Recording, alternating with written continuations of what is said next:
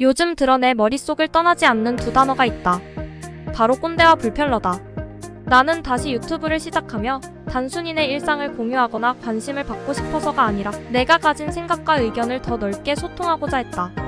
그런데 최근 사회에서 일어나는 일들과 대화를 나누며 내가 정말 이해하지 못하는 것이 무엇인지 혹은 내가 잘못된 관점을 가지고 있는 것은 아닌지 자문하게 되었다. 먼저 세상이 변했다는 것을 실감하게 된다. 특히 오늘날 많은 사람들이 자신의 감정을 표현하는 방식이 달라지고 개인의 권리가 중요한 가치로 자리 잡았다는 점을 인정하지 않을 수 없다.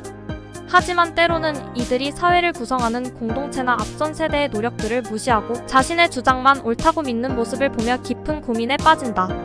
이들은 대기업을 비롯한 사회적 구조를 악의 축으로 보며 자신의 실패나 불만을 사회 탓으로만 돌리곤 한다. 자신이 가난하거나 불행한 이유는 기득권이 모든 것을 가져갔기 때문이라며 비난하면서도 정작 그 조직 안에 들어가고 싶어 한다는 사실이 놀라울 뿐이다. 최저임금이 오르면 자영업자, 즉 사회의 구성원을 이미 이루어낸 자신의 부모 세대가 힘들어진다는 사실을 인정하면서도 그럴 거면 사업 접어라는 식의 극단적인 반응을 보이는 것이 현실이다. 이런 반응은 개인주의를 넘어서 자신만의 이기적인 생각을 강화시키는 듯하다.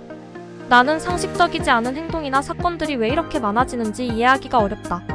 이런 말을 한다는 게 꼰대 모습인가? 법과 규칙이 있음에도 불구하고 해결되지 않는 문제들을 보며 이러한 상식이 더 이상 당연하지 않다는 사실에 좌절감을 느꼈다.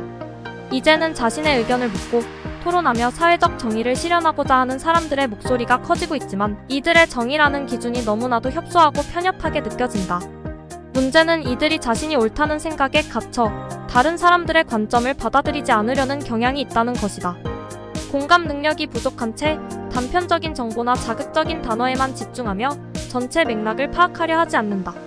예를 들면 금일, 사흘 같은 단어들이 모호하다면 그 의미를 알아보려는 노력조차 하지 않고 자신이 이해하지 못한 것에 대해서만 불만을 토로하는 것이다.